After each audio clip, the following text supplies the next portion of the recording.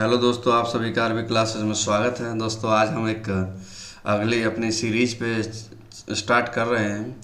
हमारे दो चैप्टर अभी तक हमने डिस्कस कर दिए थे विद्या क्वेश्चन बैंक के, पहला और दूसरा। अब दोस्तों हमारा तीसरा चैप्टर है विद्युत धारा, जिस पे हम पूरा के पूरा चैप्टर को कवर करेंगे। देखेंगे इसमें कि बोर्ड में जो आने वाले बेहतरीन इंपॉर्टेंट क्वेश्चन है वो कौन कौन से हैं। आज हम इस टॉपिक पे भी चर्चा करेंगे और साथ के साथ हम पूरे चैप्टर को एक सरसरी आंखों से पूरा के पूरा एक्सप्लेन करेंगे। देखेंगे इसमें कौन कौन से क्वेश्चन हैं जो आने के चांसेस पूरे पूरे बनते हैं। दोस्तों आपने अगर ये वीडियो भी पूरी कंप्लीट देख लिया, आप अगर देख सकते हैं विद्या क्वेश्चन बैंक के पीछे जो फोटो लगे रहते हैं 93-94%। तो उम्मीद करूँगा कि आप लोग भी ईमानदारी से इस चैप्टरों को पढ़ेंगे। पढ़ना भी दोस्तों क्या है कि विद्या क्वेश्चन बैंक में आपके वही पुराने जो प्रीवियस ईयर क्वेश्चन होते हैं उन्हीं को जो है रख देता है ये, तो उन्हीं को जो है एक्सप्लेन कर देता है, तो क्वेश्चन बैंक बन जाती है। आप चाहे प्रीवियस ईयर क्वेश्चन लगाइए चाहे विद्या लगाइए, दोनों बातें सेम होंगी आपकी, कहीं भी कोई अंतर नहीं मिलेगा। और विद्या में फ़ायदा ये मिल जाता है कि विद्या में हमें पता चल जाता है ये क्वेश्चन कितनी बार पूछा गया, कितनी बार रिपीट किया गया है। तो दोस्तों ज़रूर विद्या क्वेश्चन बैंक अच्छी बुक है, आप ज़रूर पढ़िए इसको। आइए दोस्तों हम स्टार्ट करते हैं अपने टॉपिक पे। तो चैप्टर है हमारा विद्युत धारा, चैप्टर नंबर है हमारे पास 3। नेक्स्ट क्वेश्चन देखते हैं विद्युत धारा, जिसमें एक हल्का सा क्विक रिव्यू दिया जाता है। आपको पता ही होगा विद्या में एक क्विक रिव्यू मिलता है हमारे पास, तो कैसा है तो देखते हैं दोस्तों। पहला पॉइंट है अनुगमन वेग धारा तथा घनत्व में क्या संबंध होता है। बीडी जो होता है इंग्लिश में से ड्रिफ्ट वेलोसिटी बोलते हैं, हिंदी में से अनुगमन वेग बोलते हैं। इसका फार्मूला होता है I/A/N/E, या हम J/N/E बोल सकते हैं। अनुगमन वेग तथा विभवांतर में क्या संबंध है, तो BE/τ/ml या फिर EE/τ/m फार्मूला होता है हमारे पास। गतिशीलता या आवेश वाहक की गतिशीलता क्या होती है, म्यू बराबर होता है μD/E या फिर E/τ/m। टाउ यहाँ क्या है, समय दे रखा है, श्रांति काल। ओम का नियम बखूबी जानते हैं क्लास 10 से कि I directly proportional to B होता है, जहाँ B होता है IR। दोस्तों इसमें मैं एक डाउट बता दूं आपको मालूम होगा कि जो B होता है वो डायरेक्टली प्रोपोर्शनल टू I होता है, तो B इक्वल टू हो जाएगा आपका IR। R बराबर आ जाएगा B/I। यहाँ देखोगे आपका अगर B बदलेगा तो R पर कोई फ़र्क नहीं पड़ेगा, I बदलेगा तो भी R पर कोई फ़र्क नहीं पड़ेगा। मीन्स सिंपली कहने का मतलब ये है कि B बदलेगा तो I बदलेगा, I बदला तो B बदलेगा, लेकिन इन दोनों का कोई भी R से कोई लेना देना नहीं है, क्योंकि R क्या है, एक नियतांक है। R क्या है, हमारा एक नियतांक है जिसे हम कांस्टेंट वैल्यू बोलते हैं। ध्यान रखना है आपको कि R डिपेंड किस पे करता है, तो आपने एक फार्मूला पढ़ा होगा R बराबर रो इंटू L/A, लेंथ पर, एरिया पर और इसके टेम्परेचर पर। इसमें आते हैं आगे देखते हैं। विशिष्ट प्रतिरोध होता है रो हमारा, जो हमने यहाँ लिखा है, तो R/A/L या फिर E/J। अगर हम विशिष्ट चालकता चाहिए तो σ/1/ρ। किसी वैद्युत परिपथ में व्यय विद्युत ऊर्जा कितनी होती है, W बराबर BQ/BIT/I²RT। 3 फार्मूले होते हैं, ऐसे ही सेम पावर के लिए होंगे। अभी हमसे पूछ रहा है कि श्रेणी क्रम संयोजन और समांतर क्रम संयोजन में क्या फार्मूला होता है। मैं आपको हल्का सा रिमाइंड करा दूं, अभी हमने संधारित्र चैप्टर में पढ़ा था, तो मैं बताया गया था कि यहाँ बिल्कुल विपरीत चलेगा दोस्तों। कैसा चलेगा, विपरीत। अब यहाँ देखिए, अगर देखा जाए तो यहाँ श्रेणी क्रम में डायरेक्ट जुड़ रहे हैं, वहाँ पार्श्व क्रम में जुड़ रहे हैं, तो मतलब समांतर क्रम में, और यहाँ समांतर क्रम जस्ट उल्टा हो जाता है। नेक्स्ट देखते हैं सेल के विद्युत वाहक बल, टर्मिनल विभवांतर तथा आंतरिक प्रतिरोध में संबंध E बराबर I in bracket R plus small r तथा E बराबर V+IR, या फिर स्मॉल r बराबर इतना बाह्य प्रतिरोध होता है। जो स्मॉल r है वो आंतरिक है और R क्या, बाह्य प्रतिरोध है। सेल के आवेशन के समय E बराबर V-IR या फिर विभवांतर चाहिए तो E+IR। यदि E वैद्युत वाहक बल तथा R आंतरिक प्रतिरोध है तो हमारे श्रेणी क्रम में जुड़े हैं, तब प्रतिरोध में श्रेणी क्रम में I बराबर NE/R+NR। दोस्तों इसमें मैं आपको थोड़ा सा हिंट दे देता हूँ कि जो E है और जो B है, ये भी विभवांतर है, ये भी विभवांतर है, तो दोनों को हम पहचाने कैसे कि ये क्या है, कैसे है। तो मैं आपको एक हिंट दे देता हूँ, आप उससे समझ जाओगे कि E और B दोनों क्या चीज़ें हैं। देखो आप मान लो कंपनी जाते हो, कंपनी से बाइक खरीदते हो, तो कंपनी वाला आपको से कहेगा भैया इसकी जो स्पीड है वो 40 किलोमीटर पर 1 लीटर है, 1 लीटर में 40 किलोमीटर चलेगी। कंपनी ऐसा क्लेम करती है। तो जो 40 किलोमीटर पर पेट्रोल है सो वो ई दे रखा होता है। जब आप पेट्रोल डलवाते हो 1 लीटर और 1 लीटर पर चलाने के बाद देखते हो तो एक्चुअल में आपको हो सकता है 35 मिले। जो आपको मिलता है वो बी है और जो कंपनी देती है क्लेम करके वो ई होता है। दोनों में बस इतना अंतर है कि भाई 100% एफिशिएंसी तो कोई चीज़ नहीं देती। अब जितना बोलेगा उतना कंपनी थोड़ी देगी, कंपनी बोलती ज़रूर है लेकिन उतना हमें मिलता नहीं है। तो ई और बी में ऐसा ही यहाँ कुछ होता है। देखेंगे इसमें ई वैद्युत वाहक बल तथा आर आंतरिक प्रतिरोध के एन सेल समांतर क्रम में हो तब फॉर्मूला क्या होता है विद्युत धारा का, n E upon n R plus small r. यदि आंतरिक प्रतिरोध हमारे श्रेणी क्रम में जुड़े हों तो फॉर्मूला ये लगेगा। व्हीटस्टोन सेतु के फॉर्मूला पी बाई क्यू बराबर आर बाई एस, ये पता ही होगा आपको क्योंकि ये इंपॉर्टेंट क्वेश्चन है। इस पे चांसेस पूरे बनते हैं बोर्ड में आने के क्वेश्चनों को। नेक्स्ट क्वेश्चन है दोस्तों हमारे पास, दो सेलों के विद्युत वाहक बलों की तुलना E1 अपॉन E2 बराबर L1 अपॉन L2। नेक्स्ट है आंतरिक प्रतिरोध ज्ञात करना। तो R स्मॉल r बराबर E upon B minus 1 into R बराबर L1 upon L2 minus 1 into are. आते हैं दोस्तों हम अपनी एक्सरसाइज पे। अब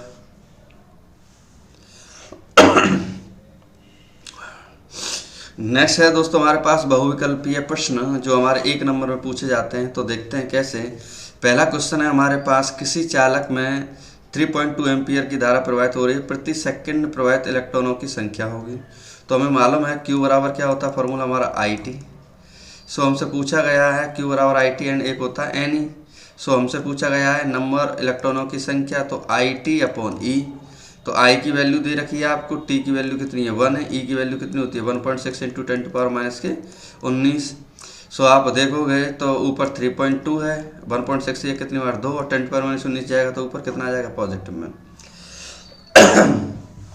अभी हमने जो फॉर्मूला पढ़ा था वैद्युत धारा J में और I BD में क्या संबंध है, तो J बराबर होता है हमारे पास फॉर्मूला ये वाला। हम एक फार्मूला और जानते हैं, अगर मैं आपको एक हिंट दे दूं, एक फार्मूला होता है I बराबर बीना, और J होता है I अपॉन A। तो ये आ जाएगा BDEN। तो दोस्तों ये देखो बी मतलब BD तो साफ पूरा एक है और E अलग से, N अलग से, A अलग से। तो बीना मतलब सिंपली है विद्युत धारा का और अनुगमन वेग, जो अपवाह वेग बोलते हैं, अनुगमन वेग बोलो, उसमें एक संबंध होता है। संबंध इस तरह से कुछ है। नेक्स्ट क्वेश्चन है, एक बेलनाकार चालक की प्रतिरोधकता तथा विशिष्ट चालकता का गुणनफल निर्भर करता है। तो किस पर निर्भर करता है, आपने देखा होगा प्रतिरोधकता और विशिष्ट चालकता का गुणनफल किसी पर भी निर्भर नहीं करता क्योंकि उसकी वैल्यू अप्रॉक्सीमेट 1 होती है। नेक्स्ट क्वेश्चन देखते हैं हम लोग, यदि इलेक्ट्रॉनों का अपवाह वेग BD तथा विद्युत क्षेत्र की तीव्रता E हो तो निम्नलिखित से कौन सा संबंध ओम के नियम का पालन करता है। तो कौन सा पालन करेगा, BD समानुपाती होता है E के। 50 ओम प्रतिरोध के धात्विक तार को खींचकर उसकी लंबाई दोगुनी कर दें तो उसका नया प्रतिरोध कितना होगा। दोस्तों बहुत बेहतरीन क्वेश्चन है। हमें पता है कि अगर दोगुनी होगा तो उसका 4 गुना हो जाता है। 50 चौके कितना होगा आपका 200। सिंपली आपको याद रखना होगा, उसका लंबाई दोगुनी कर दी जाए तो B directly proportional to rho by A। तो E क्या होता है pi by 4 D square. Next question है, एक 100 वाट 220 वोल्ट का बल्ब 110 वोल्ट की सप्लाई से जुड़ा है, बल्ब में व्यय होने वाली शक्ति क्या होती है। तो हम बोलेंगे P बराबर B स्क्वायर। P बराबर हम यहाँ से क्या निकाल लेंगे, एक नॉर्मली I निकाल लेंगे। तो यहाँ से P बराबर आ जाएगा BI, और BI जब सॉल्व करेंगे तो कितना आ जाएगा हमारे पास 25 वॉट। किसी तार का विद्युत प्रतिरोध 500 ओम है तो इसकी विद्युत चालकता कितनी होगी। तो हमें पता है विद्युत चालकता जो होती है, विशिष्ट प्रतिरोध जो होता है वो 1/500 हो जाएगा। तो यहाँ से आ जाएगा 0.002 पर ओम। दो प्रतिरोध R 2R एक विद्युत परिपथ में समांतर क्रम में जुड़े हैं। R तथा 2R में उत्पन्न ऊष्मीय ऊर्जा का अनुपात क्या होता है? तो मैं आपको थोड़ा सा हिंट दे दूं, H इक्वल टू होता है I²RT। तो हमारा जो H है वो डायरेक्टली प्रोपोर्शनल टू होगा R के, तो H1 R1 upon H2 R2। तो कितना आ जाएगा हमारे पास? अगर हम बात करें दो प्रतिरोध हैं तो उत्पन्न ऊष्मीय ऊर्जा कितनी होगी? सो इसमें आ जाएगा हमारे पास आंसर 2:1। नेक्स्ट दे रखा है इसमें हमारे पास क्वेश्चन नंबर 9 में, एक बैटरी जिसका विद्युत वाहक बल 5 वोल्ट है तथा आंतरिक प्रतिरोध 2 ओम है, विद्युत वाहक बल E दिया है, स्मॉल r दिया है, बाहरी प्रतिरोध R से जुड़ी है, यदि परिपथ में I दे रखा है तो बैटरी का टर्मिनल वोल्टेज कितना होगा? तो आपसे नॉर्मली क्या पूछ रहा है? B पूछ रहा है। तो B याद रखना E से छोटा आएगा तो कितना आ जाएगा? 4.2 वोल्ट आ जाएगा हमारे पास। नेक्स्ट देखते हैं क्वेश्चन नंबर 10 क्या दिया गया 10वें में। तो 10वां क्वेश्चन को पढ़ते हैं। दिए गए चित्र में किसी भाग में धारा दर्शाई गई है तो धारा I का मान ज्ञात कीजिए। तो आप देखोगे यहाँ से धारा 4 और 2 कितना तक गई है? टोटल 6। तो 1 इधर 1.3 इधर तो 2.3, टोटल कितनी है? 6 में से 2.3 घट जाएगा तो कितना बचेगा? 3.7 एम्पियर। समान पदार्थ के दो घनों की भुजाएं क्रमशः L तथा 2L है, इनके प्रतिरोधों का अनुपात होगा, तो रिवर्स हो जाता है, उल्टा हो जाता है। नेक्स्ट क्वेश्चन हमारे पास क्वेश्चन नंबर 12 में दिया गया है 6 वोल्ट विद्युत वाहक बल के 3 सेलों को समांतर क्रम में जोड़ा गया संयोजन का विद्युत वाहक बल होगा। तो सिंपली है कि 6 वोल्ट के 3 सेलों का समांतर क्रम में जोड़ा गया है, तो कितना आ जाएगा हमारे पास? आंसर आ जाएगा 6 वोल्ट। नेक्स्ट क्वेश्चन नंबर 13, संतुलित बीट स्टोन ब्रिज की प्रत्येक भुजा तथा धारा मापी का प्रतिरोध M है, नगण्य आंतरिक प्रतिरोध वाली बैटरी के सिरों के बीच प्रतिरोध होगा, कितना होगा? R ओम। 3 समान प्रतिरोधकों का श्रेणी क्रम में तुल्य प्रतिरोध R1 समांतर क्रम में तुल्य प्रतिरोध R2 है, तो यदि n R1 बराबर n R2 हो तो n का न्यूनतम संभव मान कितना होगा? कितना दे रखा उसने? 3। नेक्स्ट क्वेश्चन देखते हैं, किसी चालक में धारा I प्रवाहित होने पर मुक्त इलेक्ट्रॉनों का अपवाह वेग V है, यदि उस धातु की त्रिज्या दोगुनी कर दी जाए तो धारा 2L हो जाता है, तब इलेक्ट्रॉनों का अपवाह वेग कितना होगा? तो हमें मालूम है I बराबर होता है V ना। इस फॉर्मूला का हम यूज करेंगे तो यहाँ से जो हमारे पास इलेक्ट्रॉनों का अपवाह वेग जो नया आएगा वो कितना आ जाएगा? V/2। क्वेश्चन नंबर 16 हमसे पूछा गया है कि एक समान विद्युत वाहक बल E1 बराबर E2 तथा आंतरिक प्रतिरोध R1 बराबर R2 की दो वैसे समांतर क्रम में जुड़ी है, तो इनका तुल्य विद्युत वाहक बल एवं प्रतिरोध R सही विकल्प में होगा। सो तुल्य विद्युत वाहक बल क्या होगा हमारे पास? E इक्वल टू सभी हमारे पास इक्वल होंगे, और लेकिन हमारे पास जो प्रतिरोध है उसकी वैल्यू अलग होगी। नेक्स्ट क्वेश्चन देखते हैं दोस्तों हम लोग 17वां। दिए गए चित्र में P तथा Q के बीच कुल प्रतिरोध क्या होगा?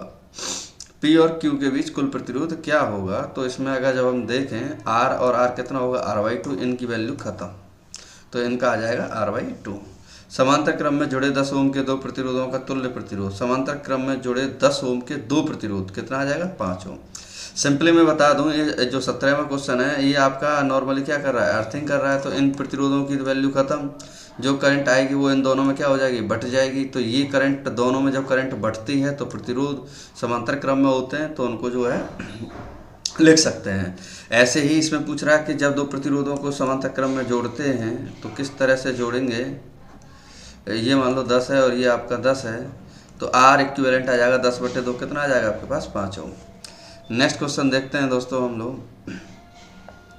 ये जो क्वेश्चन है आपका 19वां, वैसे है तो ये लास्ट चैप्टर से है 12th के, जिसे हम बोलते हैं अर्धचालक। तो इसमें पूछा गया कि तुल्य प्रतिरोध कितना होगा? तो करंट ऐसे प्रोवाइड होगी तो इसमें तो करंट फ्लो होगी नहीं, जब करंट इसमें नहीं फ्लो होगी तो ये आपका खत्म, तो ये बचा आपका 10 ओम और ये आपका 10 ओम। 10 और 10 कितना आ जाएगा आपका? 5 ओम आपका आंसर आ जाएगा इसमें। तो दोस्तों नेक्स्ट है आपके पास अति लघु उत्तरीय प्रश्न जो 1 नंबर में पूछे जाते हैं, तो उन्हें देखते हैं। किसी चालक पदार्थ की विशिष्ट चालकता क्या है? विशिष्ट चालकता का अंतरराष्ट्रीय पद्धति में मात्रक दीजिए। तो इसका आंसर होगा किसी चालक के पदार्थ के विशिष्ट प्रतिरोध के व्युत्क्रम को उस पदार्थ की विशिष्ट चालकता कहते हैं। इसे सिग्मा से प्रदर्शित करते हैं। सिग्मा बराबर होता है 1/ρ। तो इसकी यूनिट होती है मोहो पर मीटर। मोहो पर मीटर, मोहो पर मीटर। नेक्स्ट, धारा घनत्व विशिष्ट चालकता तथा विद्युत क्षेत्र के परस्पर संबंध लिखिए। इससे विशिष्ट चालकता का मात्रक निकालिए। तो विशिष्ट चालकता का फॉर्मूला, मात्रक पूछा है तो मात्रक तो म्यू पर मीटर होता है। फॉर्मूला आपके पास ये दे ही रखा है इसने कि विशिष्ट चालकता और धारा घनत्व अपॉन विद्युत क्षेत्र।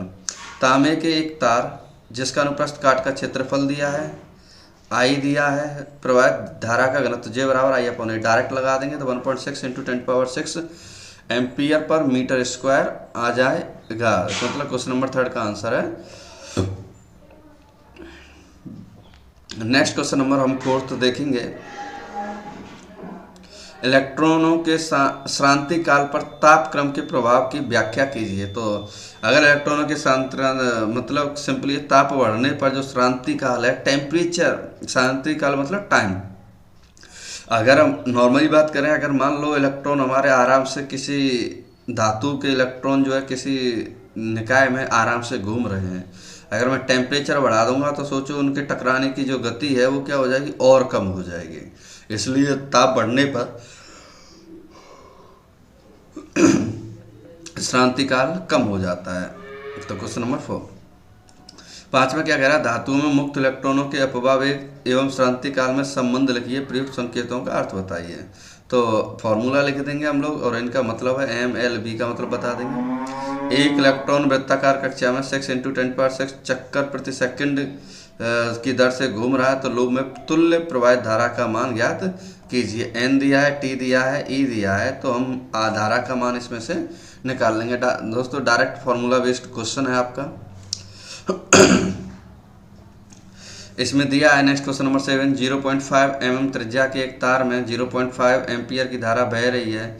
यदि तार में मुक्त इलेक्ट्रॉनों की संख्या 4 × 10⁻28 प्रति मीटर क्यूब हो तो अनुगमन वेग की गणना कीजिए। R कितना दिया है, I है और N है। तो क्षेत्रफल दिया πr², J बराबर I upon A and BD बराबर J अपॉन NE। तो इनका आंसर आ जाएगा 10 × 10⁻⁵ मीटर पर सेकेंड। अनुमीय परिपथ से आप क्या समझते हैं, इसका एक उदाहरण दीजिए। तो दोस्तों अनुमीय परिपथ वे परिपथ होते हैं जो ओम के नियम का पालन नहीं करते। सिंपली मतलब अगर हम इसका एक डायग्राम नहीं दिया, इसमें डायग्राम और बना सकते हैं हम लोग, तो कुछ उल्टा बन जाएगा कि मतलब ये ओम के नियम का पालन नहीं। अगर ओमीय परिपथ होता तो आपको मालूम है ऐसा डायग्राम बनता जो B और I पे रिलेटेड होता। तो इसमें दे रखा वे परिपथ जिनमें ओम के नियम का पालन नहीं होता, अर्थात जिनके सिरों पर आरोपित विभवांतर B तथा संगत धारा I का अनुपात नियत नहीं रहता, उसे अनुमीय परिपथ कहते हैं।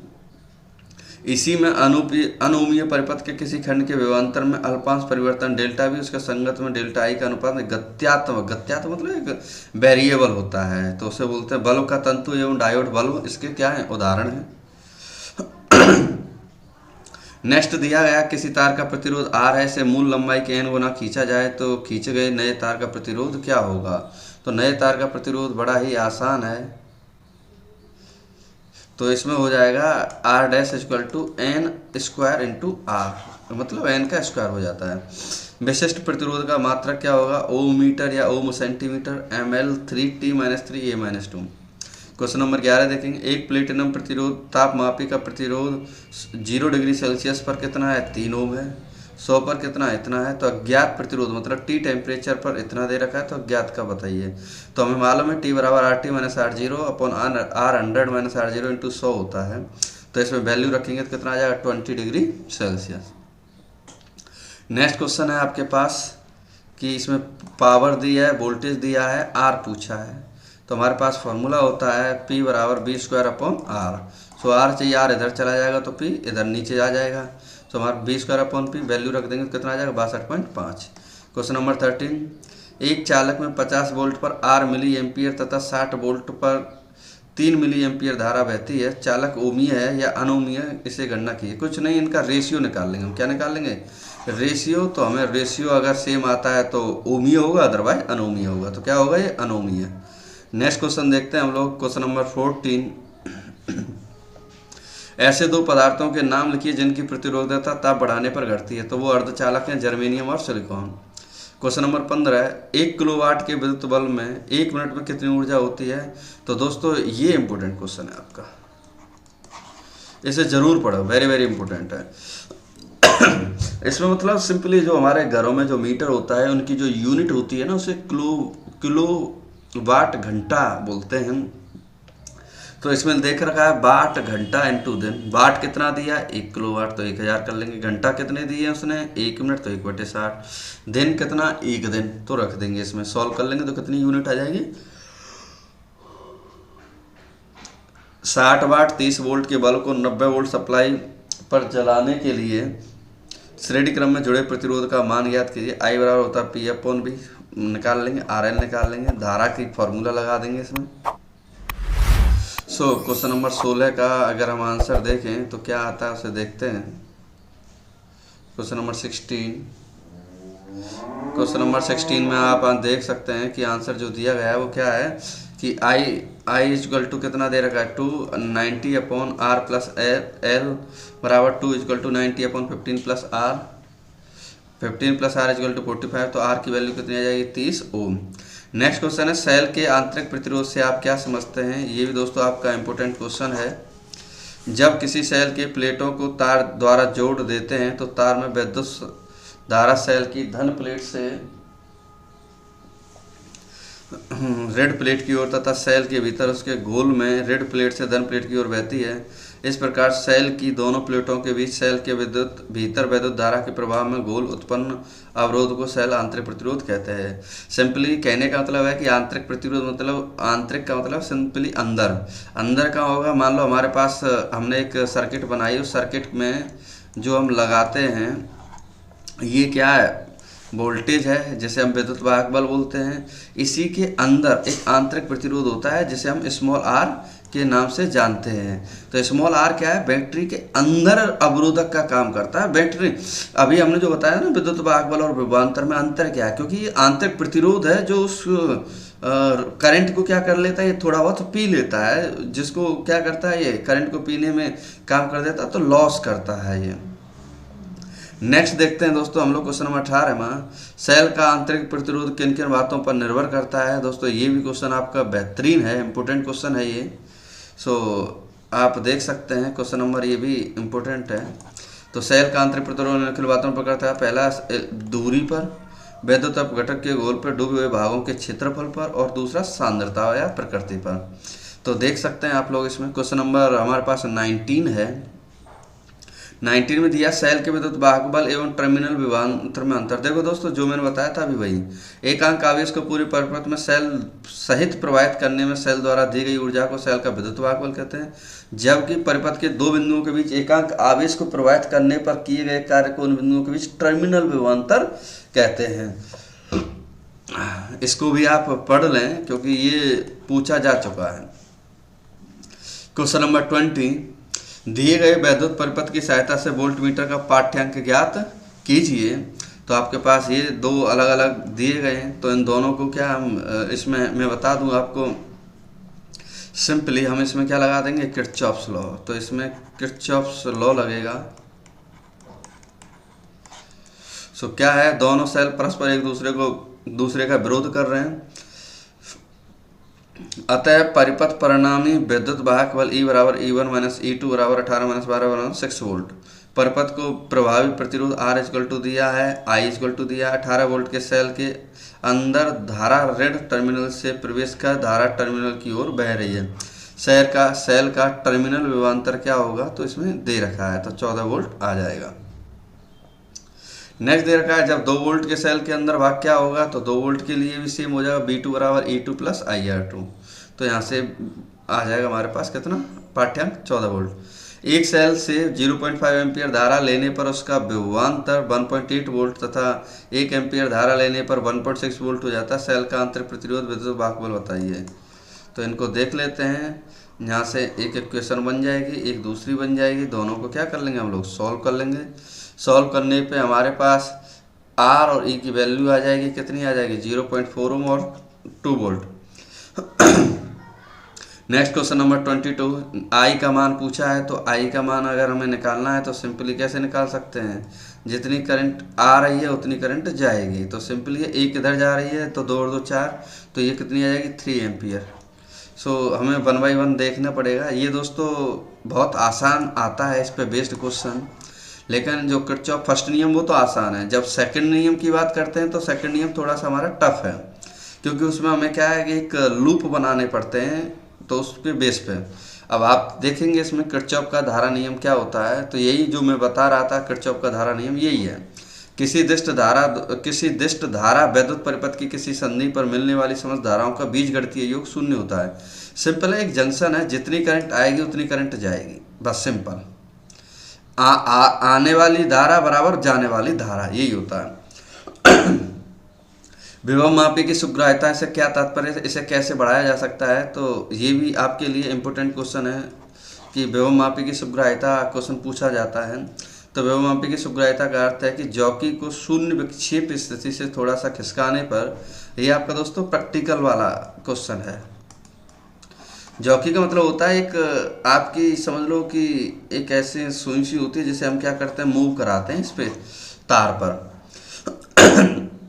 खिसकाने पर धारा मापी में बहुत अधिक विक्षेप उत्पन्न हो जाए। विभव मापी की सुग्राह्यता विभव प्रवणता के व्युत्क्रमानुपाती होती है, परंतु विभव प्रवणता के बराबर बी बाई एल, अतः के इज डायरेक्टली के समानुपाती होता है 1 बाई एल के, अर्थात विभव मापी के तार की लंबाई एल बढ़ाने से के का मान कम हो जाएगा, अर्थात सुग्राह्यता बढ़ जाएगी। इस प्रकार विभव मापी की सुग्राह्यता ही में वृद्धि तार की लंबाई में वृद्धि करके की जा सकती है। नेक्स्ट क्वेश्चन देखते हैं दोस्तों हम लोग। 24 के बाद आता है हमारे पास 25। देखते हैं 25 में क्या दिया गया है। 25 हमारा न्यूमेरिकल है। तो इसमें दिया गया है कि किसी विभव मापी में A1.0182 वोल्ट विद्युत वाहक बल के सेल की संतुलन बिंदु लंबाई दिया है, वोल्ट दिया है, विभव मापी की विभव प्रवणता पूछा है। तो सिंपली है, अभी हमने पढ़ा था के बराबर होता है बी बाई एल या ई बाई एल, तो कितना आ जाएगा 0.3 वोल्ट मीटर। सो 12 वोल्ट विद्युत वाहक बल तथा 3 ओम आंतरिक प्रतिरोध बैटरी को किसी प्रतिरोधक से संयोजित किया गया है। यदि परिपथ में धारा 0.5 एम्पियर हो तो जुड़े प्रतिरोध का धारा मान क्या होगा। तो दोस्तों इस पे एक क्वेश्चन आएगा, 2 नंबर में या 3 नंबर में क्वेश्चन पूछ सकता है। तो दोस्तों जो 2-2 नंबर के इम्पोर्टेंट क्वेश्चन हैं वो मैंने अपने वीडियो पे डाल दिए हैं, आप देख सकते हैं अपने चैनल पे, और मैं उनकी पीडीएफ जो है लिंक में सेंड कर दूंगा जल्दी, तो आप पीडीएफ भी डाउनलोड करके उनको देख सकते हैं। सो ई दिया है, आर दिया, आई दिया है, तो आई बराबर E upon R plus small r, 0.5 equal to 12 upon R plus 3, तो 0.5 आर प्लस 1.5 इजकल टू 12, तो 0.5 आर इजकल टू 10.5 आर हमारा कितना आ जाएगा यहाँ से 21 ओम।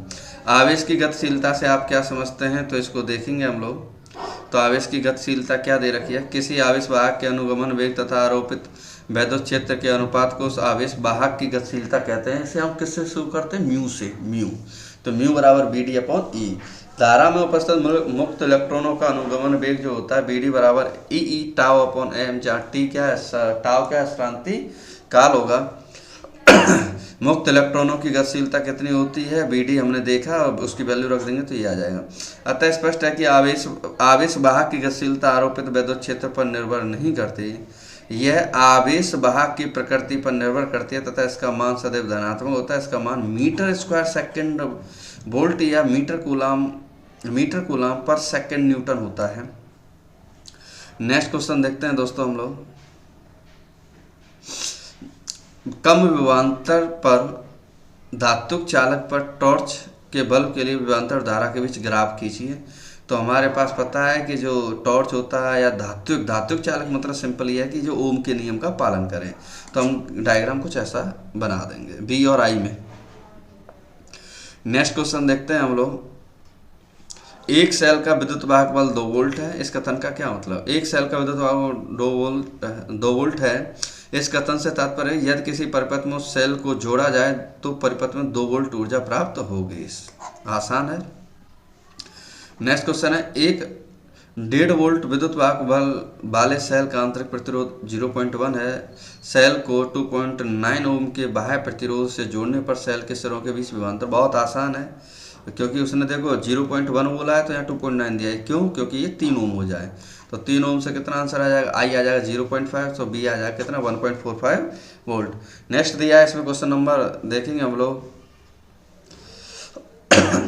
10 ओम प्रतिरोध के तार को 5 बराबर भागों में काटने पर, सिंपल है, 10 ओम के तार को अगर हम 5 में तोड़ेंगे तो कितने के बन जाएंगे? 2 ओम, 2 ओम के कितने हो जाएंगे? 5। सो इनको समांतर क्रम में जोड़ा है तो कुछ इस तरह से हो जाएगा, तो कितना आ जाएगा? 2/5 में 0.40 ओम। नेक्स्ट देखते हैं दोस्तों, हमारे पास लघु उत्तरीय प्रश्न जो 2 मार्क्स में पूछे जाते हैं क्वेश्चन, तो वो क्वेश्चन क्या है, किस तरह से पूछे जाते हैं, उनको एक बार हम लोग देख लेते हैं, रिमाइंड कर लेते हैं। तो पहला क्वेश्चन है आपका, धारा घनत्व J से आप क्या समझते हैं, इसका मात्रक क्या है तथा बेमा लिखिए। तो धारा घनत्व का जो फॉर्मूला होता है वो J बराबर I/A होता है। किसी चालक में किसी बिंदु पर एकांक क्षेत्रफल से अविलंबित गुजरने वाली धारा को उस बिंदु पर धारा घनत्व कहते हैं, इसे J से प्रदर्शित करते हैं। यदि किसी चालक में प्रवाहित धारा I चालक के अनुप्रस्थ क्षेत्रफल A पर एक समान रूप से वितरित हो, तब उस क्षेत्रफल के किसी बिंदु पर धारा घनत्व J बराबर I/A, जहाँ M के SI जो यूनिट होती है एम्पियर पर मीटर स्क्वायर होती है, और तथा इसकी विमा L-2A1 होती है, बस। नेक्स्ट क्वेश्चन दिया है इसमें कि L लंबाई के एक चालक को E विद्युत वाहक बल के सेल से जोड़ा जाता है यदि इस चालक के स्थान पर समान पदार्थ व समान मोटाई के किसी अन्य चालक जिसकी लंबाई 3L हो से जोड़ दिया जाए तो अनुगमन वेग पर क्या प्रभाव पड़ेगा। तो L लंबाई के चालक पर अगर 3L रख दिया जाए तो इसकी जो प्रतिरोध है वो कितना हो जाएगा? 3 गुना हो जाएगा, और तो इसके लिए धारा 1/3 रह जाएगी। तो अनुगमन वेग पर क्या प्रभाव पड़ेगा उसे देख लेते हैं एक बार। अनुगमन वेग का फॉर्मूला होता है BD बराबर I/NEA। तो जब धारा जो 1/3 रह जाएगी तो स्वाभाविक सी बात है अनुगमन वेग भी कितना हो जाएगा इसमें? तो अनुगमन वेग हो जाएगा 1/3। नेक्स्ट क्वेश्चन देखते हैं, क्वेश्चन नंबर 3। धातुओं में इलेक्ट्रॉनों के अनियमित वेग और उनके अनुगमन वेग में क्या अंतर है? अनियमित मुक्त वेग, जिसे हम बोलते हैं फ्री इलेक्ट्रॉन का। तो धातुओं मुक्त इलेक्ट्रॉनों के बंद बर्तन में भरी गैस के अणुओं की तरह व्यवहार करते हैं तथा धातु के भीतर स्थित धन आयनों के बीच खाली स्थान में उच्च वेग से अनियमित गति करते हैं। यह मुक्त इलेक्ट्रॉनों का वेग है। धातु के सिरों के बीच विभवांतर होने पर मुक्त इलेक्ट्रॉन अपनी अनियमित गति के होते हुए भी एक निश्चित सूक्ष्म वेग से उच्च वेग वाले सिरे की ओर खिसकते हैं, यह अनुगमन वेग है। तो मुक्त इलेक्ट्रॉन जो होते हैं वो आज़ाद होते हैं, और जो अनुगमन वेग होते हैं वो बाउंडेड होते हैं। जैसे क्लास में टीचर नहीं होता तो बच्चे आज़ाद होते हैं, मुक्त होते हैं, उनकी स्पीड बहुत ही बढ़िया होती है। जैसे ही टीचर आ जाते हैं तो उनकी स्पीड ना के बराबर हो जाती है। तो वही चीज़ इसमें समझाई गई है। नेक्स्ट देखते हैं क्वेश्चन नंबर 4 जो दिया है सिंपली J बराबर सिग्मा E में कह रहा है कि इसको सिद्ध करो। तो हमें मालूम है कि धातु की विशिष्ट चालकता जो रो है, तो इसकी विशिष्ट चालकता क्या होती है? सिग्मा बराबर 1/ρ, जहाँ विशिष्ट प्रतिरोध हम जानते हैं ρ बराबर E/J। तो हम रो की जगह E/J रख देंगे तो J/E आ जाएगा, और J बराबर होता है सिग्मा E, तो रख देंगे ये चीज़। तो ये दोस्तों हमें एक और चीज़ है, ये धारा जो घनत्व है इसकी ज़रूरत क्यों आई? क्योंकि इसकी ज़रूरत इसलिए हमें ज़रूरत पड़ी क्योंकि I जो है हमारा एक सदिश रूप नहीं होता, क्योंकि उसमें कुछ ना कुछ कमियां हैं। I जो विद्युत धारा जो होता है वो सदिश रूप नहीं जबकि अदिश रूप होता है। तो इसको सदिश बनाने के लिए हमें धारा घनत्व का उपयोग करना पड़ा। नेक्स्ट क्वेश्चन देखते हैं दोस्तों, पाँचवें में न्यूमेरिकल है। उसमें क्या दिया है? 1 मिलीमीटर व्यास के चांदी के एक तार में 75 मिनट में 90 कूलम आवेश प्रवाहित होता है। यदि प्रति सेंटीमीटर की आयतन में मुक्त इलेक्ट्रॉनों की संख्या इतनी हो तो वैद्युत धारा तथा इलेक्ट्रॉनों का अनुगमन वेग। हमको अगर R देखें, R दिया है, Q दिया है, T दिया है, N दिया है, तो यहाँ से वैद्युत धारा I बराबर Q/T निकाल लेंगे फॉर्मूला से। क्षेत्रफल A होता है πr², तो एरिया निकाल लेंगे। BD अनुगमन वेग का फॉर्मूला होता है I/, या फिर I बराबर बीना लिख सकते हो, यहाँ से भी इस तरह से निकाल सकते हैं। तो BD चाहिए तो BD का फॉर्मूला रख के आंसर निकाल सकते हैं। कितना आ जाएगा हमारे पास? 2.74 इंटू 10⁻⁻6 मीटर पर सेकेंड। नेक्स्ट क्वेश्चन देखते हैं दोस्तों हमारा छठा। तो दिया गया है इसमें 200 वोल्ट 0.2 एम्पियर धारा वाले विद्युत बल्ब के तंतु के तार की लंबाई 20 सेंटीमीटर, तंतु के पदार्थ का विशिष्ट प्रतिरोध 5 इंटू 10⁻⁷ ओम मीटर है, तो तार के व्यास की गणना कीजिए। R बराबर V/I, तो R निकाल लेंगे। रो निकालना है तो R इंटू A/L हो जाएगा, A हो जाएगा रो इंटू L/R। तो मेनली सिंपली वैल्यू दे रखी है, सब वैल्यू को इसमें रख देंगे तो हमारे पास रो एरिया आ जाएगा 10⁻⁻10 मीटर स्क्वायर। हमसे क्षेत्रफल पूछा है तो क्षेत्रफल हमें दे रखा है, निकाल लिया हमने। तो πr², यहाँ से r रेडियस निकाल लेंगे, रेडियस से क्या निकालेंगे, तार का व्यास। नेक्स्ट देखते हैं दोस्तों हमारे पास अगला क्वेश्चन है 8 ओम के मोटे तार को खींचकर इसकी लंबाई दोगुनी कर दी जाए तो इसके नए प्रतिरोध का, सिंपली अभी पढ़ा था हमने, n² r' equal to n² r। तो n कितना है, उसने बोला कि 2 गुना, 2 गुना मतलब 4 इंटू 8, 8 चौके 32। दोस्तों इस क्वेश्चन को ना आप जरूर तैयार रखिएगा क्योंकि ये बहुत अच्छा क्वेश्चन है आपके लिए। ये वाला फॉर्मूला तो ये समझ लीजिए बहुत शॉर्ट में आंसर ला देगा आपका। सेल के विद्युत वाहक बल से क्या तात्पर्य, किसी वोल्ट मीटर से सेल का विद्युत बल सही क्यों नहीं नापा जा सकता, उसको समझाइए। तो क्यों नहीं नापा जाता उसको देख लेते हैं, क्योंकि ये परिभाषा है, परिभाषा तो आप देख लेना। सेल के विद्युत वाहक बल का सही मापन करने के लिए, इसको मापने के लिए प्रयुक्त यंत्र का प्रतिरोध अनंत होना चाहिए, परंतु वोल्ट मीटर का प्रतिरोध अनंत नहीं होता, इसलिए इससे विद्युत वाहक बल का सही मापन नहीं किया जा सकता। तो इसको बात को ध्यान रखना होगा। क्वेश्चन नंबर 9 दिया गया है हमको 60 ओम के बाह्य प्रतिरोध को बैटरी के टर्मिनलों से जोड़ने पर 0.3 एम्पियर की धारा प्रवाहित होती है तथा प्रतिरोध घटाकर 30 ओम कर देने पर धारा का मान 0.5 एम्पियर हो जाता है।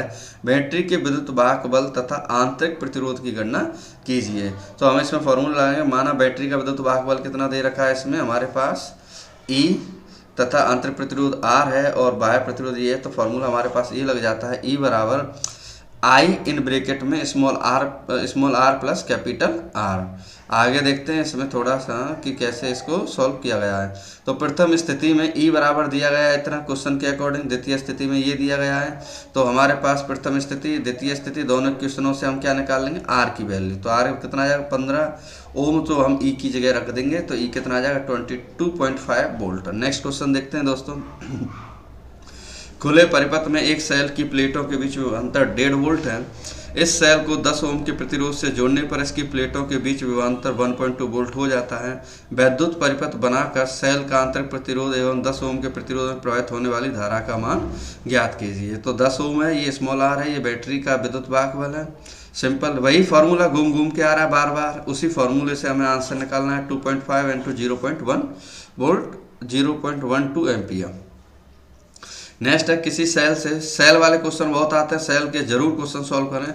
किसी सेल से 0.6 एम्पियर धारा लेने पर उसके टर्मिनल वोल्टेज 1.6 वोल्ट हो जाती है तथा 0.8 एम्पियर धारा लेने पर टर्मिनल वोल्टेज 1.3 वोल्ट हो जाती है। सेल का विद्युत वाहक बल तथा आंतरिक प्रतिरोध ज्ञात कीजिए। तो हमारे पास I1 दिया, I2, V1 और V2, इन दोनों को सॉल्व करेंगे तो हमारे पास इक्वेशन में E और R आ जाएगा। दोस्तों मैं कैलकुलेशन इसलिए नहीं बता रहा हूँ कि टाइम वीडियो हमारी बहुत बड़ी हो जाएगी। कैलकुलेशन को आप देख सकते हैं पॉज करके, तो इसको रोक कर आप वीडियो सॉल्व कर क्वेश्चनों को सॉल्व कर सकते हैं। लेकिन क्वेश्चन हमारे सभी एक से एक बढ़िया क्वेश्चन है। अगला क्वेश्चन देखेंगे, एक क्वेश्चन नंबर, विभव मापी के तार का प्रतिरोध 9 ओम तथा लंबाई 9 मीटर है। एक अज्ञात प्रतिरोध तथा 2 वोल्ट का एक सेल इसके श्रेणी क्रम में जोड़ दिए गए हैं। इस प्रतिरोध का मान क्या होना चाहिए कि तार का प्रवणता 1 माइक्रोवोल्ट पर मिलीमीटर हो जाए। तो K की वैल्यू कितनी दी गई है 1, तो यहाँ वैल्यू निकालेंगे वोल्ट पर मीटर। 9 मीटर का तार का प्रतिरोध 9 ओम है, तो 1 मीटर तार का प्रतिरोध इतना होगा। I निकाला E/R प्लस R, तो रख देंगे यहाँ से विभव प्रवणता का सूत्र का फॉर्मूला लगा देंगे। R की वैल्यएक आ जाएगी 1991 ओम। ये तो एक सन की तरह दे रखा है कि 1991। एक 3 वोल्ट विद्युत वाहक बल की सेल 4 ओम प्रतिरोध वाले विभव मापी तार AC से जुड़ी हुई है। तो दोस्तों जो ये क्वेश्चन है विभव मापी के, एक बार जरूर इन्हें पढ़ें, क्योंकि विभव मापी के क्वेश्चन लगातार पूछे जा रहे हैं। तो संपर्क बिंदु का फॉर्मूला पूछा है, तो हम देखेंगे इसमें 2 ओम प्रतिरोध के स्वरों के बीच विभवांतर ज्ञात करना है। तो कैसे सॉल्व करना है, तो वही क्वेश्चन देखते हैं। इसमें 2 ओम का समान प्रतिरोध तार AC के दोनों भागों में होगा। अब 2 ओम के प्रतिरोध समांतर क्रम में जुड़े होंगे, तो R डैश निकाल लेंगे। R A और C के बीच में कितना होगा, 1 + 2 मीन्स 3 ओम। पर पथ में धारा 1 एम्पियर होगा। A और B के बीच वोल्टेज कितना होगा, 1 वोल्ट। नेक्स्ट दिया तांबे के 3 तारों के द्रव्यमान क्रमशः है 1:3:5 के अनुपात में तथा उनकी लंबाइयाँ 5:3:1 के अनुपात में, तो उनके वैद्युत प्रतिरोधों के क्या होगा। सो आप देखोगे, सो हमारे पास दिया है कि R बराबर rho into L/A, rho into M। Area क्या होता है, क्षेत्रफल दिया है। नॉर्मली अगर आपको मालूम हो कि इसमें क्या दिया गया है, तो E बराबर यहाँ दे रखा है mass upon length into D means होता है, सिंपली हम बोल सकते हैं कि डेप्थ। सो रो L²D/M, क्योंकि हमें चाहिए किसमें, M और L में एक रिलेशन चाहिए, तो M और L का रिलेशन ही हमें ज़रूरी है। तो L²/M होता है रिलेशन, L²M। तो ये चीज़ दे रखी है उसने, तो इसको सॉल्व करके कितना आ जाएगा, 125, 15 और 1 के अनुपात आ जाएगा। नेक्स्ट क्वेश्चन दोस्तों बहुत आसान क्वेश्चन है। वैद्युत धारा का प्रतिरोध 75 ओम में प्रवाहित धारा का, तो पहले हम कुल धारा निकाल लेंगे यहाँ से I। तो I के लिए R टोटल चाहिए। ये तीनों की तीनों जो प्रतिरोध है किसमें, हमारे पास समांतर क्रम में। समांतर क्रम के बाद किसमें हो जाएंगे, श्रेणी क्रम में। देखते हैं इसका जो आंसर है कैसे सॉल्व दिया गया है या कैसे सॉल्व किया गया है। तो क्वेश्चन बेहतरीन है। तो आप देख सकते हैं कि इनका जो तुल्य प्रतिरोध है वो दिया गया है इतना, इन दोनों को जोड़ दिया है तो श्रेणी क्रम में आ गया। तो I1 निकाल लिया इसने, जो चाहिए उसने वो निकाल लिया 0.34। नेक्स्ट क्वेश्चन दिया गया है E1/E2 विद्युत वाहक वाले 2 सेल जिसमें E1 > E2 है, चित्रानुसार जुड़े हुए हैं। तो पूछा है कि E1/E2 के अनुपात की गणना कीजिए। सो हमें पता है, माना विभव मापी के तार की विभव प्रवणता K वोल्ट पर सेंटीमीटर होती है, तो फॉर्मूला रख देंगे इसमें E1 - E2 बराबर K × 100। समीकरण 1/2 से तो सॉल्व कर लेंगे। सॉल्व करके कितना आ जाएगा, दोनों का अनुपात E1/E2 = 3/2। नेक्स्ट क्वेश्चन दिया है 17 में, 2 बल्ब हैं, तो अलग अलग रीडिंग को दिए हैं कि हमने श्रेणी क्रम में जोड़ दिया। बल्बों की कुल शक्ति ज्ञात कीजिए। तो यहाँ से हम R1 निकाल लेंगे और यहाँ से R2, दोनों का कुल प्रतिरोध निकाल लेंगे। कुल प्रतिरोध आ जाएगा 2017। इस टाइम चल रही है 2024 जो बोर्ड के इम्तहान है। तो 220 वोल्ट से जोड़ देंगे तो I निकाल लेंगे। I से दोनों की क्या निकाल लेंगे, शक्ति कितनी आ जाएगी, 24 वोल्ट। नेक्स्ट क्वेश्चन दिया, किसी परमाणु में इलेक्ट्रॉन 0.7 एंगस्ट्रॉम त्रिज्या की कला में इतने मीटर पर सेकंड की चाल से गति कर रहे हैं, कक्षा में तुल्य धारा कितनी होगी। मीन्स सिंपली I पूछा है आपसे। सो B दिया है, रो Q दिया है और R दिया है। सॉल्व करते वक्त हम देखेंगे कैसे इसे सॉल्व करना है। तो T बराबर 2πr/V सिंपली है, हमें पता है कि चाल बराबर होता है दूरी बटे समय। सो चाल होगी हमारे पास कितनी, B, दूरी कितनी हो जाएगी 2πr/T। तो इसे सॉल्व करेंगे तो यहाँ से क्या निकाल लेंगे, स्मॉल n निकालने का मतलब है सिंपली तुल्य धारा में वैल्यू रख देंगे। वैल्यू रखने पे जो I आएगा वो आएगा 0.024 मिली एम्पियर। ओमीय और अनोमीय प्रतिरोध दोस्तों अभी हमने इस पर चर्चा की थी। ओमीय प्रतिरोध जो ओम का पालन करे ऐसा डायग्राम बनता है। अनोमीय प्रतिरोध जो हमारे अनओमीय प्रतिरोध वे होते हैं जो ओम का पालन नहीं करते। तो इसका डायग्राम इसमें मैंने अभी पिछले क्वेश्चन में बनाया था दोनों का कि कैसे इसमें दिया गया है, देख सकते हैं आपको डायग्राम इसमें दिया गया है ऑलरेडी। नेक्स्ट क्वेश्चन नंबर 20 देखेंगे। 10 ओम प्रतिरोध के तार को खींचकर इसकी लंबाई 3 गुना कर दी जाए तो नया प्रतिरोध कितना होगा। सिंपल, अभी हमने देखा कि कितना n²/r, तो 90 ओम आ जाएगा। अब इस तार को 3 बराबर हिस्सों में काट कर 90 को 3 हिस्सों में काट दो, 30 30 30, ए और बी के बीच संयोजन का कुल प्रतिरोध होगा। तो सिंपल है क्वेश्चन, लेकिन अच्छा क्वेश्चन है। आर बराबर कितना आ जाएगा 20 ओम। दोस्तों जो ये बीना आता कैसे है, वेरी वेरी इंपॉर्टेंट क्वेश्चन है। सो मान के चलिए चांसेस पूरे हैं इस बार आने के, 100% चांसेस हैं इसके आने के, क्योंकि ये क्वेश्चन बहुत बेहतरीन क्वेश्चन है। विस्तृत एक में देखना, अभी हमें एक में मिलेगा देखने को। तो हमारे पास धारा तथा अनुगमन वेग में क्या संबंध है वो वाला मैंने अभी तो मैं बार बार जब बोल रहा हूँ कि आई बराबर बीना वाला फॉर्मूला है, कैसे डेराइव हुआ, तो वही दिया है इसमें। तो आप हल्का सा देखेंगे, माना किसी धातु में किसी स्थान से टी सेकंड में मुक्त इलेक्ट्रॉनों द्वारा ले जाने वाला कुल आवेश क्यू है, तब धातु में विद्युत धारा आई बराबर Q upon T. An electron है वो दे रखा है, तो प्रति इलेक्ट्रॉनों, अब पूछा 1 सेकंड में तार के क्षेत्रफल में से गुजरने वाले इलेक्ट्रॉनों की संख्या n A B D. T second में गुजरने वाला तो टी से मल्टीप्लाई कर देंगे। तो क्यू आवेश की मात्रा क्या होगी, तो n A B D into T into E, Q बराबर एन ई से क्यू का मान समीकरण 1 में रख देंगे तो क्या आ जाएगा, क्यू आई बराबर n E A B D. Simply हम बोल सकते हैं बीना। नेक्स्ट क्वेश्चन हमारे पास, विशिष्ट प्रतिरोध की परिभाषा दीजिए तथा मात्रक बताइए। विशिष्ट प्रतिरोध अभी हमने देखा था कि क्या इसका फॉर्मूला होता है, क्या इसका मात्रक होता है। नेक्स्ट क्वेश्चन देखते हैं, किसी सेल के टर्मिनल विभवांतर विद्युत वाहक बल तथा आंतरिक प्रतिरोध के संबंध स्थापित कीजिए। दिखाइए कि टर्मिनल से ली गई धारा पर निर्भर करता है। तो कैसे है वही हम इसको डायरेक्ट देख लेते हैं एक बार। तो इसमें डायग्राम देख सकते हो, डायग्राम दिया गया है। इसमें जो ई है विद्युत वाहक बल है और स्मॉल आर आंतरिक प्रतिरोध है, के एक कुंजी है जिसका प्रतिरोध कितना आर है। कुंजी को नियत रहता है धारा आई, जिसका मान परिपत्र श्रेणी क्रम में अमीटर की सहायता से पढ़ा जाता है। तो आप देख सकते हो आपके पास एक जे कुंजी है जिसे हम मूव कर सकते हैं। ये हमारे पास विद्युत वाहक बल है, ये आंतरिक प्रतिरोध है, ये बाहरी सोर्स है, के कुंजी है, ए अमीटर है जो कि धारा को मेजर करने के काम आता है। तो इसी में देखते हैं कि कैसे कैसे इसने सॉल्व किया है। तो इसमें दिया गया है कि धारा का फॉर्मूला क्यू बराबर आई टी होता है। तो ऊर्जा का एक भाग डब्लू बाह्य पर प्रतिरोध आर में क्यू प्रवाहित कराने में शेष दूसरा भाग डब्लू आंतरिक, दो होंगे, एक बाह्य होगा एक आंतरिक होगा। तो डब्लू बराबर डब्लू बाह्य प्लस डब्लू आंतरिक, दोनों पक्षों में क्यू से भाग दे देंगे। डब्लू अपॉन क्यू क्या होता है, ई होता है, बाह्य पे बी होता है, और ये क्या आ जाएगा आपका, नॉर्मली हम बोलेंगे इसे आई आर। तो डब्लू आंतरिक क्या आ जाएगा, आई आर। तो हमारा फॉर्मूला बनेगा ई बराबर बी प्लस आई आर, तो बी बराबर आ जाएगा ई माइनस के आई आर। तो ये क्वेश्चन हमारा डायराइव है। नेक्स्ट बोला है दिए गए प्रपंच सेल के सिरों के बीच विभवांतर ज्ञात कीजिए। तो इसको देखोगे आप तो E2 बड़ा है, ये मान लो E1 है और ये आपका E2 है।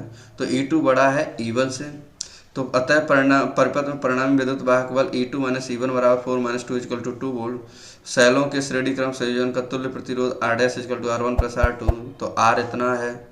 तो हम इसको सॉल्व करते वक्त देखेंगे कि हमारे पास क्या आंसर आएगा। सो हमारे पास आ जाएगा नेक्स्ट 2.25 ए और सी के बीच विभवांतर। दोस्तों ये धारा मापी का क्वेश्चन है आपके पास, विभव मापी का। तो इस क्वेश्चन को आप देखोगे तो ये क्वेश्चन जो है विभव मापी पे एक न एक क्वेश्चन जरूर आ रहा है, क्योंकि अति लघु में भी देखा है हमने, लघु 2 नंबर में भी देखा है, लघु 3 नंबर में भी देखा है। तो बार बार ये क्वेश्चन पूछा जाता है। तो विभव मापी का कुल प्रतिरोध इतना दिया गया है। धारा आई कैसे निकालते हैं, रोडेस निकाला है।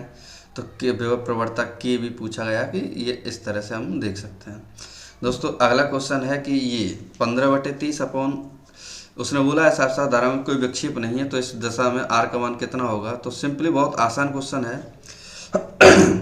तो जब इसमें अगर कोई धारा नहीं जाएगी तो समझ जाना ये व्हीटस्टोन सेतु को फॉलो करता है, व्हीटस्टोन सेतु को। सो हमारे पास एक फॉर्मूला होता है P by Q equal to R by S. तो ये P हो जाएगा, ये Q हो जाएगा, ये R हो जाएगा और ये S। तो 15/30 इजकल टू आ जाएगा R बाई 6। 6 पंजे 30, 5 से 1 कितनी बार 3, तो R की वैल्यू कितनी आ जाएगी 3 ओम। देखते हैं एक बार आंसर कितना आया है। तो 3 ओम आया है। तो वो पूछा है कि तुल्य प्रतिरोध कितना होगा, तुल्य प्रतिरोध निकाल लेंगे इसका। तुल्य प्रतिरोध आ जाएगा हमारे पास 12 ओम। तो 12 ओम से हमारे पास टोटल धारा भी आ जाएगी कितनी, I1। तो पूछा है I1 I2 कितना कितना जाएगा, तो I1 I2 हम लोग फाइंड आउट कर सकते हैं। नेक्स्ट क्वेश्चन है तांबे वाला। तो तांबे के मुक्त इलेक्ट्रॉन जो होते हैं घनत्व दे रखा है इसमें, एल दिया है, ए दिया है, बी दिया है, म्यू दिया है, ई दिया है, एन दिया है। तो आई निकाल लेंगे यहाँ से। तो आई कैसे निकालेंगे, आई डायरेक्ट दे रखा है 122.4 एम्पियर। तो दोस्तों इस पे जरूर क्वेश्चन पढ़े हैं, मतलब इसको रगड़ें जरूर, आई बीना वाले क्वेश्चन को छोड़ना नहीं है, बीना वाला क्वेश्चन ये जरूर ध्यान रखिएगा। नेक्स्ट दिया है विद्युत चालकता की परिभाषा दीजिए। एक चालक के पदार्थ की विद्युत चालकता की गणना कीजिए जिसकी, तो आर बराबर रो इंटू एल बाई ए। तो ये फॉर्मूला लगा दें, आसान क्वेश्चन है ये भी। नेक्स्ट क्वेश्चन देखते हैं, क्वेश्चन नंबर 9। क्वेश्चन नंबर 9 में क्या बोला गया है उसे देख लेते हैं एक बार।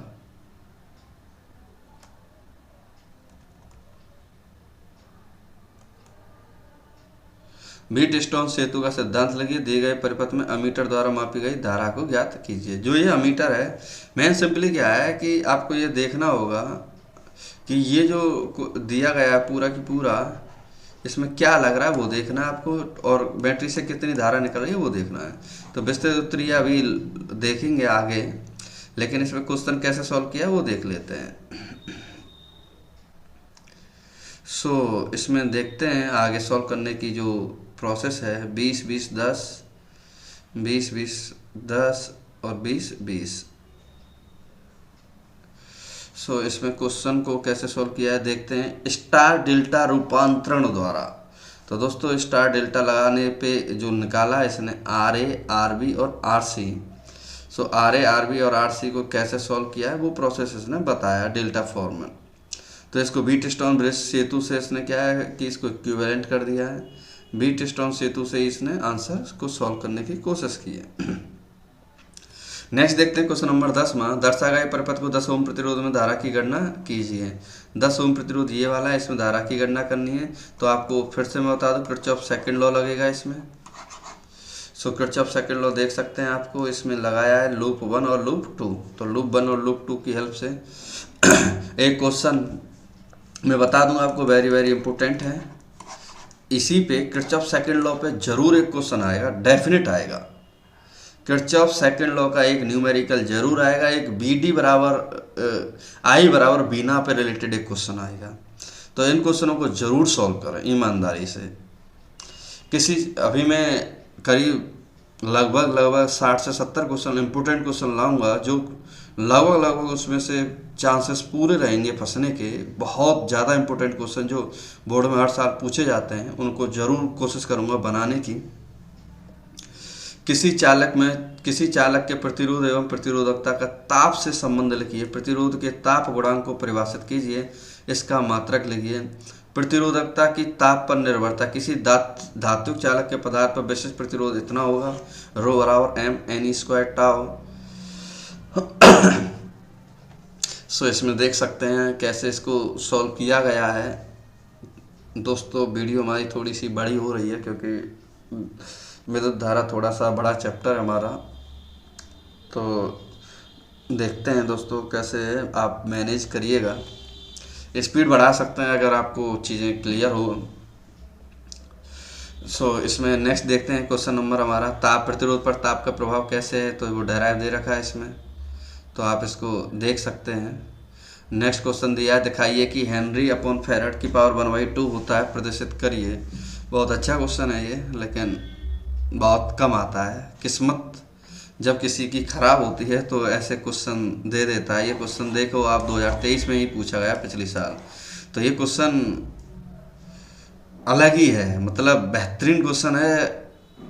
अधिकतर बच्चों से मे भी ना हुआ हो, क्योंकि ऐसा क्वेश्चन अभी तक पूछा ही नहीं गया। हेनरी अपॉन फेरेड ये सब जो है हमारे मात्रक हैं, हेनरी भी मात्रक है और फेरेड भी हमारा धारिता का मात्रक है, तो उस पर रिलेटेड है।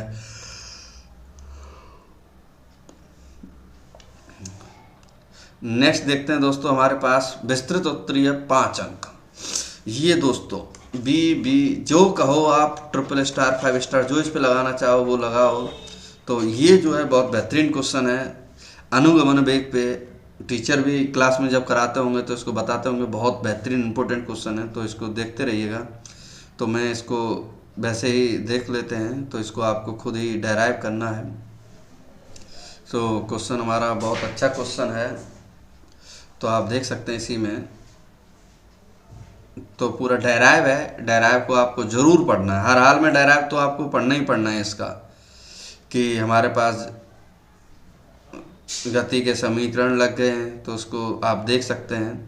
सेकंड क्वेश्चन है, इसको इतना इम्पोर्टेंट नहीं है कि इसको पढ़ा जाए, किस सेल के आंतरिक प्रतिरोध का क्या अर्थ है, यह किन कारकों पर निर्भर करता है, तो ये इतना इफेक्टिव नहीं है जितना इफेक्टिव हमारा पहले वाला था। क्वेश्चन नंबर आप देख सकते हो थर्ड वाले को आपको दिया गया है न्यूमेरिकल से रिलेटेड, तो अभी हमने न्यूमेरिकल देखे हैं तो उस तरह से आप इसे सॉल्व कर सकते हैं। क्वेश्चन नंबर फोर्थ देख सकते हैं दोस्तों, एक है किरचॉफ्स का नियम, इसको भी जरूर आप पढ़ें। किरचॉफ्स के दो नियम होते हैं, एक फर्स्ट नियम और एक सेकंड नियम। इन दोनों नियम को जरूर आप सॉल्व करें। दोनों नियम पूछे जाते हैं, या तो उन पे क्वेश्चन आ सकता है, क्वेश्चन आने के चांसेस पूरे रहते हैं इनसे। तो फर्स्ट लॉ ये है आपका, और द्वितीय नियम ये है। द्वितीय नियम में हमारा टोटली लूप की हेल्प से सॉल्व होता है क्वेश्चन, जिसमें हम विभव को जीरो करते हैं। नेक्स्ट क्वेश्चन देखते हैं दोस्तों, क्वेश्चन नंबर 5। तो क्वेश्चन नंबर 5 दोस्तों बहुत बेहतरीन है, इंपॉर्टेंट क्वेश्चन है।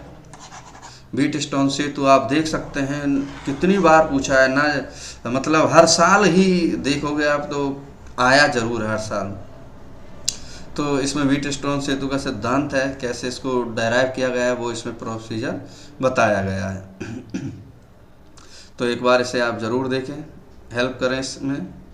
नेक्स्ट क्वेश्चन देखो दोस्तों, दिए गए परपथ की सहायता से ज्ञात कीजिए प्रत्येक प्रतिरोध में प्रवाहित धारा E1 का। तो इसको हम सॉल्व कर लेंगे। तो सॉल्व करते वक्त इसका सॉल्यूशन दिया गया है, तो एक बार आप देख लें।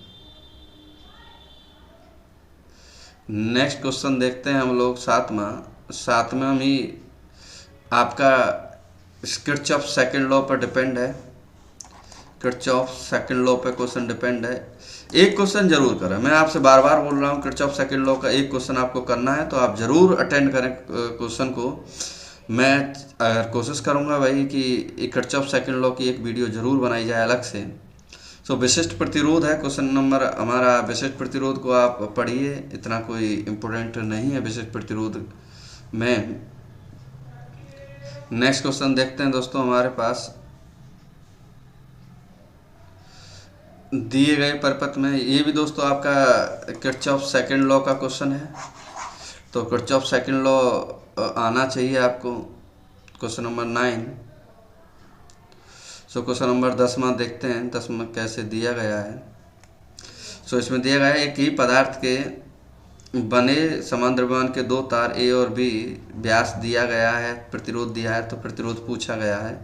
तो आप इसको सॉल्यूशन करके देख सकते हैं दोस्तों। टाइम की देखते हुए मैं जो है इनको एक्सप्लेन नहीं कर पा रहा हूँ। कोशिश करूँगा अगली वीडियो में टाइम के अंदर ही अंदर कोशिश करें 1 घंटे से ज़्यादा हमारी वीडियो ना जा पाए। तो हमारे पास व्हीटस्टोन सेतु का है क्वेश्चन। तो व्हीटस्टोन सेतु में भी आप लोग इसे पढ़ें, देखें क्वेश्चन को कैसे सॉल्व किया गया है। तो क्वेश्चन को हमारा क्वेश्चन जो हमारा ख़त्म ही है। तो दोस्तों कुछ इस तरह से हमारा व्हीटस्टोन सेतु का क्वेश्चन था, जो कि असंतुलित है, तो मतलब किरचॉफ सेकंड लॉ इसमें लगेगा। दोस्तों आप देख सकते हैं किरचॉफ सेकंड लॉ बहुत इंपॉर्टेंट है। तो आज की वीडियो से हमें ये पता चला कि एक तो I बराबर B ना, ये इम्पोर्टेंट है किरचॉफ सेकंड लॉ, एक व्हीटस्टोन सेतु, और ये कैसे प्रूव हुआ ये जरूरी है। तो दोस्तों कुछ इम्पोर्टेंट है, एक है ओमीय प्रतिरोध और नॉन ओमीय प्रतिरोध। ये वीडियो आपको देखनी चाहिए, कैसे सॉल्व हुआ, कैसे हमको इनको डेराइव करना होता है। तो दोस्तों उम्मीद करता हूँ ये वीडियो आपके पेपर के रिगार्डिंग बहुत हेल्प करेगी। तो दोस्तों आज हम जो है यहीं इसको स्टॉप करते हैं। थैंक यू दोस्तों, धन्यवाद।